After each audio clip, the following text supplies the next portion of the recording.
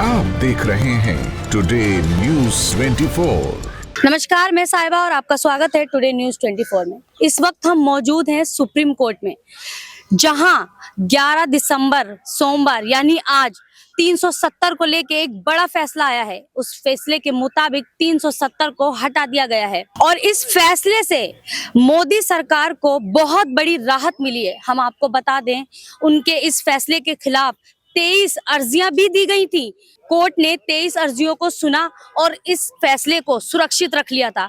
11 दिसंबर सोमवार को फैसला आ चुका है, 370 को हटा दिया गया है। इस फैसले से जुड़े सवाल हम यहाँ के लोगों से करेंगे, यहाँ के वकीलों से करेंगे कि किस हद तक ये फैसला ठीक है या गलत है, या इस फैसले में और भी कुछ अभी बाकी है। आइए बात करते हैं लोगों से। सबसे पहले सर, आपका नाम? मेरा नाम पुष्कर द्विवेदी है। सर, आपने देखा होगा अभी 370 पे फैसला आ चुका है, 370 को हटा दिया गया है। अगर 370 सुप्रीम कोर्ट ने बरकरार रखा है 370 के फैसले को, तो उसके क्या महत्व है? उसका महत्व ऐसा है कि सुप्रीम कोर्ट का ये कहना है कि 370 स्पेशल स्टेटस देता है जम्मू एंड कश्मीर को। हाँ जी। जम्मू एंड कश्मीर को स्पेशल स्टेटस देता है, तो सुप्रीम कोर्ट का ये कहना है कि स्पेशल स्टेटस आप क्यों दे रहे हैं।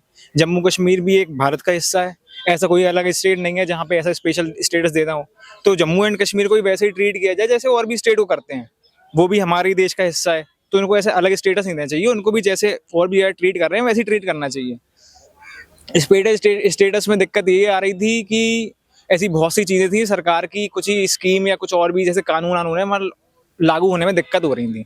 तो एक तरह से ये सेंटर का सही भी है और सुप्रीम कोर्ट ने उसको अपहेल्ड भी किया कि जो सेंटर ने डिसीजन लिया 2019 में वो बिल्कुल सही है। 5 अगस्त 2019 से ये फैसला होना था। जी, वो फैसला बिल्कुल सही है, सुप्रीम कोर्ट ने ये बोला है। बट सुप्रीम कोर्ट ने ये बोला है कि अब ये है कि आप उधर पे स्टेट के में इलेक्शन करवाइए सितंबर 2024 तक, और अगर जो आपने स्टेटहुड उसको वापस दिलवाइए, जो आपने यूनियन टेरिटरी बनाई है उसको। अच्छा सर, इस सवाल में एक सवाल और है मेरा, तो क्या लगता है आपको 2024 में भाजपा को इसका लाभ हो सकता है? अब ये तो होने वाली बात है, क्योंकि ये है कि एक तरह से सुप्रीम को जो सेंटर का डिसीजन है, बीजेपी जो अभी शासन में है, उसके आदेश को बिल्कुल सही बोला है सुप्रीम कोर्ट ने। तो मेरे ख्याल से लगता है कि ऐसा हो सकता है, उनको फायदा होगा। लगता है? हाँ सर, आपका नाम? ध्रुव शर्मा। ध्रुव शर्मा। तो आपको क्या लगता है, अगर 370 ठीक है तो विपक्ष के लोग इतना क्यों चिल्ला रहे हैं? विपक्ष के लोगों के पास और मुद्दा ही नहीं है। अब अगर सेंटर ने डिसीजन सही ले लिया, सुप्रीम कोर्ट ने उनके डिसीजन को वैलिडेट कर दिया कि जो आपका डिसीजन सही था, आपने उस टाइम बढ़िया लिया, तो विपक्ष के लोग अब कहां से काउंटर करेंगे? कुछ है उन पे वैलिड काउंटर? है ही नहीं, तभी चिल्ला रहे हैं। सॉरी सर, अभी हम बाहर से आ रहे थे तो हमें कुछ लोगों से पता चला कि मतलब कुछ लोगों का तो मानना यह है कि फैसला ठीक नहीं हुआ है, आगे भी चलेगा। कुछ ठीक क्यों नहीं हुआ है भाई? जैसे कि मेरे दोस्त ने यहाँ पे कहा कि भाई जो JNK है, जम्मू एंड कश्मीर है, भाई वो भी तो एक स्टेट है। अब आपने उसे यूनियन टेरिटरी बना दिया, पर उनपे अधिकार है, वो लोग भी भाई वोट दे सकते हैं, देना चाहते हैं, और उनको भी अपनी खुद की सरकार चुननी चाहिए। तो ये तो अच्छी चीजें हैं, सब चीज के लिए अच्छी चीजें हैं।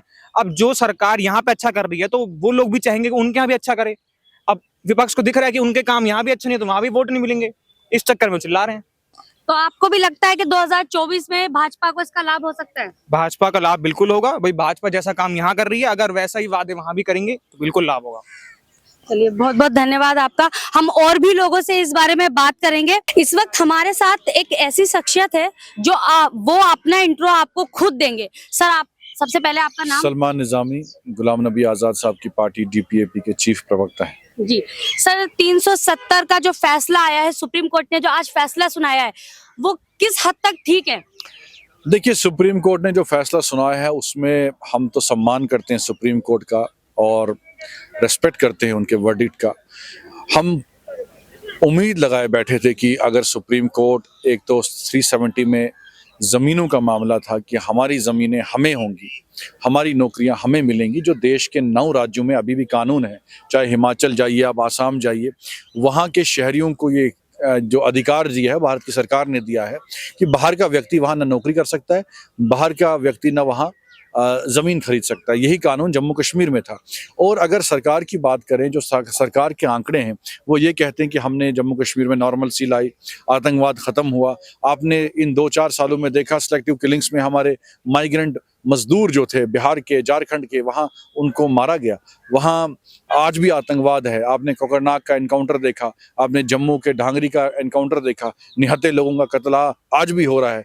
कश्मीर में आतंकवाद पूरा खत्म नहीं हुआ जो दावा किया जा रहा था।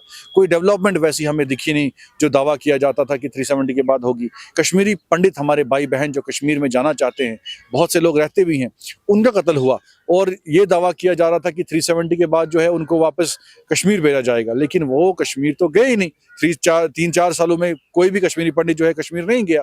अनुपम खेर जी ने मूवी बनाई लेकिन वो खुद अमेरिका में बस गए, लेकिन कश्मीर तो नहीं गए। तो इसलिए अगर इस जमीन मूवी पे से कितने कश्मीरी पंडितों को फायदा मिला? फायदा सिर्फ अनुपम खेर को मिला। आम जो कश्मीरी पंडित जमीन पे है, आज उनकी हालत अगर आप देखेंगे, उनको पहली सरकार में जब आज़ाद साहब मुख्यमंत्री थे उनको बिजली मुफ्त दी जाती थी, आज किराया वसूला जाता है उनसे। आज कोई पैकेज सरकार ने अनाउंस नहीं किया कि कश्मीरी पंडितों के लिए हम घर बनाएंगे, कश्मीरी पंडितों को हम नौकरी देंगे, कुछ नहीं किया उनके लिए। सरकार खुद मूवी देखने गई थी और उस मूवी से अच्छा खासा पैसा आया था, तो कश्मीरी पंडितों को बसाना चाहिए था वहां पर। मैं कह रहा हूँ उस मूवी से जो पैसा आया था उसका 1% भी कश्मीरी पंडितों को दिया होता तो आज वो चीख चीख के ये नहीं कहते कि भाई हमें सिक्योरिटी दीजिए। आज उनको सिक्योरिटी नहीं है। बिंद्रू साहब कश्मीर के बहुत बड़े बिजनेसमैन थे, वो कश्मीरी पंडित थे। 370 के हटने के बाद पहला अटैक उन पे हुआ, वो मारे गए। तो कश्मीरी पंडित भाई बहन हमारे वही है जहां थे। तो 370 के बाद हमें जमीन पे कुछ दिखा नहीं, कोई बदलाव किया सरकार ने। इक्वलिटी चाहते हैं, मतलब जैसे अभी भाजपा सरकार का कहना है कि हमने 370 हटा के एक इक्वलिटी लाई है कि वहाँ के लोग यहाँ नॉर्मली आ सकते हैं, यहाँ के लोग नॉर्मली जा सकते हैं, जो मतलब दिक्कतें होती थी वो अब नहीं होंगी। नहीं, कश्मीर क्या पाकिस्तान में था पहले?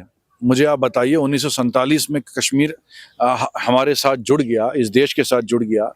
20,000 से ज़्यादा कश्मीरी मुसलमान हिंदू इस देश के लिए कुर्बान हुए हैं। जम्मू कश्मीर पुलिस का जवान जो है वो मुसलमान है कश्मीर का, वो क्या इस देश के लिए कुर्बान नहीं हो रहा है? तो क्या पाबंदियां थी, क्या रुकावटें थी? क्या एयर टिकट नहीं मिल रहा था हमें? क्या ट्रेन का टिकट नहीं मिल रहा था आने के लिए? लखनपुर में क्या बैरिकेड लगे थे कि कश्मीर के लोगों को यहाँ दिल्ली आने की इजाज़त नहीं थी? सब आज़ादी से चल रहे थे। जब हम वहाँ कश्मीर में 2014 में रहते थे, आज भी रहते हैं, तो 2014 में आर्टिकल 370 था और उस वक्त हजारों की तादाद, क्या लाखों की तादाद में सैलानी वहाँ आते हैं। पहले भी आते थे, आज भी आते थे। पहले अंग्रेज आते थे, हालात जब खराब हुए बीच में तो अंग्रेजों ने आना बंद कर दिया, लेकिन कश्मीर में पहले भी सैलानी आते थे, आज भी सैलानी आते हैं। हम प्रार्थना करते हैं कि आगे आने वाले वक्त में भी सैलानी आए। लेकिन जो कश्मीर में डोंग पीटा गया कि भाई अब डेवलपमेंट, कोई ऐसा मुझे चैलेंज करता हूं भाजपा के नेताओं को, वो दिखाएं कि उन्होंने कितने वहां कॉलेज बनाए, कितनी यूनिवर्सिटियां बनाई, कितने उन्हें रोड बनाए। कुछ नहीं बनाया। घंटाघर को थोड़ा चमका दिया तो वो दिखाया कि यही कश्मीर है, वो कश्मीर नहीं। 2024 में जैसे चुनाव नजदीक है तो इसका फायदा हो सकता है उन्हें? देखिए, बाहर फायदा हो सकता है लेकिन J&K में फायदा तो नहीं होगा, क्योंकि J&K के लोगों को पूछा नहीं गया। अब चुनाव होगा और जवाब आपको मिल जाएगा कि लोग बीजेपी के साथ हैं, लोग 370 के साथ हैं कि 370 के खिलाफ। अच्छा, एक सवाल और है सर मेरा, 370 को लेके J&K लोग कितना खुश है? देखिए, अगर मैं आपको रिक्वेस्ट करूंगा कि आप एक बार जम्मू कश्मीर खुद आइए। अब दिल्ली में यहाँ आपको कोई नहीं बता सकता है कि हम खुश हैं या दुखी हैं। मैं तो अकेला व्यक्ति हूँ, मैं तो कह रहा हूँ मैं दुखी हूँ। अगर आप वहाँ जम्मू के हिंदुओं से पूछेंगे, कश्मीरियों से, मुसलमानों से पूछेंगे, कश्मीरी पंडितों से पूछेंगे, उनसे पूछिए आप कि वो खुश हैं या ना खुश हैं। तो जब आप वहाँ जाएंगे, मैं तो वहाँ से हूँ, मैं कहता हूँ मैं ना खुश हूँ। तो इसीलिए मैं कह रहा हूं कि इलेक्शन जब होगा तो लोग चुनेंगे अपने नुमाइंदे को। लोगों को वहां बीजेपी भी जीत सकती है, हम भी जीत सकते हैं, कांग्रेस भी जीत सकती है। तो इसलिए चुनाव अब हैं और होंगे, तो हमें चुनाव का जो नतीजे आएंगे वो सामने आ जाएंगे। अंतिम सवाल, ये जो 370 हटाया गया है, तो आप मुझे बता सकते हैं क्यों हटाई गई है 370? देखिए, एक तो लोगों को जो मिसलीड किया गया कि 370 आतंकवाद के बीच में एक अड़चन थी, एक रुकावट थी, वो गलत है। क्योंकि आतंकवाद का मुकाबला पहले भी होता था। अब 370 हट गया, आपने कहा आतंकवाद खत्म हो जाएगा, तो आतंकवाद आज भी है। कोई नहीं कह सकता कि कश्मीर में आतंकवाद खत्म हुआ है, क्योंकि कोकरनाग आपके सामने हुआ, क्योंकि ढांगरी एनकाउंटर जो है आपके सामने हुआ। हर रोज हम सुनते हैं कोई ना कोई आतंकवादी हमला कश्मीर में होता है। तो इसलिए हम भी चाहते हैं कि कश्मीर में अमन हो, लेकिन उस पर राजनीति नहीं हो। जो राजनीति हो रही है वो डेंजरस है। आतंकवाद का मुकाबला सब पार्टियों को मिलकर करना चाहिए। हम भी सरकार के साथ खड़े हैं, हम इंडियन सिक्योरिटी फोर्सेस के साथ खड़े हैं। जहां उनको हमारे खून की जरूरत होगी हम सामने जाएंगे, क्योंकि हमने मुकाबला किया है आतंकवाद का, लेकिन उसको चुनावी सभाओं में इस्तेमाल करना गलत है, यही मैं कहूँ। बहुत बहुत धन्यवाद आपका। कश्मीर के रहने वाले व्यक्ति हैं जिन्होंने बताया कि कश्मीर के लोग बिल्कुल खुश नहीं है इस फैसले से।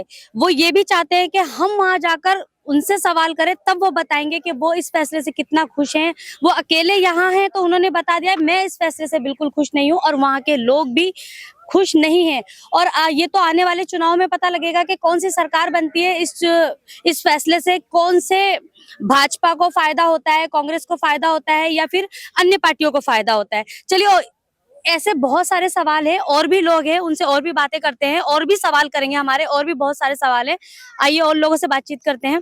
इस वक्त हमारे साथ मौजूद है doctor Adishi Agarwala, president Supreme Court. Sir, मेरा आपसे एक सवाल है कि ये जो 370 का फैसला है वो किस हद तक ठीक है?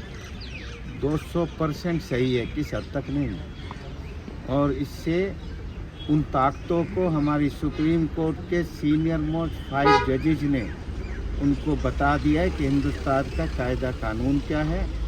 गलतफहमी में इन फोर्सेस को नहीं रहना चाहिए कि ये सुप्रीम कोर्ट है, भारत की सबसे बड़ी कोर्ट है और ये मुकदमा भारत के सुप्रीम कोर्ट के सबसे सीनियर मोस्ट 5 जजों ने दिया है। सर, किन ताकतों की बात कर रहे हैं आप? जो बाहर की, जो हमारे खिलाफ जो देश हैं, वहाँ की जो एजेंसीज हैं, वो हमारे यहाँ गड़बड़ कराने की जो कोशिश करते हैं। जो हमारे कश्मीर को जो है और एक दूसरा दर्जा दिलाना चाहते थे, वो आज उन ताकतों को भारत की सुप्रीम कोर्ट ने बता दिया है कि भारत का अभिन्न अंग है। उसके बारे में, कश्मीर के बारे में कभी गलतफहमी में ना रहें। और वो एक टेम्परेरी फेज था 370 का, और आज उसको टेम्परेरी फेज को भारत के संविधान से बाहर कर दिया गया। सर, इस फैसले से 370 के फैसले से जम्मू कश्मीर के लोगों को क्या फ़ायदा हुआ? जम्मू कश्मीर के लोग आज खुशी मना रहे हैं। आज उनको इज्जत की लाइफ मिली है, क्योंकि पहले जब 370 था और वहाँ गड़बड़ होती थी तो विदेशों में हमारे जो कश्मीर के भाई बहनों को वीज़ा मिलने में भी दिक्कत होती थी, नौकरी मिलने में दिक्कत होती थी, उनको बिजनेस करने में दिक्कत होती थी। वहाँ की हमारे भाइयों के जो व्यापार में फॉरेन के ऑर्डर नहीं मिलते थे। तो आज वो इक्वल सिटीजन और असल में वो भारत का एक माथा है, कश्मीर नहीं है, वो हिंदुस्तान का माथा है।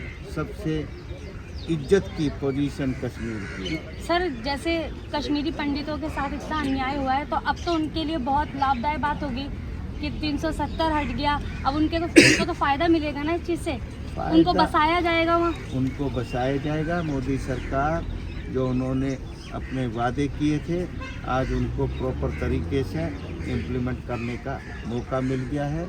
सब हमारे कश्मीरी पंडित और भी जो छोड़ के गए थे, उनको इज्जत से वहाँ रहने का मौका मिलेगा। और वही नहीं, हिंदुस्तान के हर आदमी को वहाँ पर रहने का अधिकार होगा। और जब ये अधिकार होगा तो वहाँ की प्रॉपर्टी की वैल्यू बढ़ेंगी। वहाँ पर सारे हिंदुस्तान और विदेश से भी जो हमारे उद्यमी हैं, जो इंडस्ट्रियलिस्ट हैं, बिजनेसमैन हैं, वो वहाँ पर अपना बिजनेस कर सकेंगे। और ताकि वहाँ के आदमियों को ज़्यादा से ज़्यादा अपना एम्प्लॉयमेंट मिले, बिजनेस करने का मौका मिले, प्रोडक्शन करने का मौका मिले। और ये एक बहुत ही गोल्डन दिन है आज हमारे जुडिशियल सिस्टम के लिए भी और भारत के लिए। 23 अर्जियाँ दी गई थी, उन्हें भी खारिज कर दिया गया है। सभी ये पर्चियाँ सब नकली थी, इनमें कोई ग्राउंड नहीं थी। और ये बात तो मिस्टर कपिल सिब्बल ने भी सुबह ही जजमेंट आने से पहले मान लिया था। बहुत बहुत धन्यवाद आपका सर। तो ये थे हमारे साथ डॉक्टर आदिशी अग्रवाल। उन्होंने सारा स्पष्ट कर दी, सारी बातों को उन्होंने बताया किस तरह ये फैसले से क्या क्या लाभ होंगे, जम्मू कश्मीर वाले लोगों को क्या क्या फ़ायदे होंगे और यहाँ की जनता को क्या फ़ायदे होंगे। तो ये थी हमारी अब तक की खबर। तब तक के लिए नमस्कार।